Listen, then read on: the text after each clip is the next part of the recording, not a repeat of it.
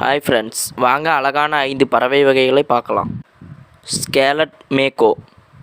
இந்த பறவை அதிகபட்சமாக 40லிருந்து 30 வருஷம் வரை உயிர் வாழுது. பீகாக். இந்த பறவை அதிகபட்சமாக 15லிருந்து 25 வருஷம் வரை உயிர் வாழுது. Rainbow lorikeet. இந்த பறவை அதிகபட்சமாக 10லிருந்து 20 வருஷம் வரை உயிர் வாழுது. கோல்டன் ஃபேசன்ட்.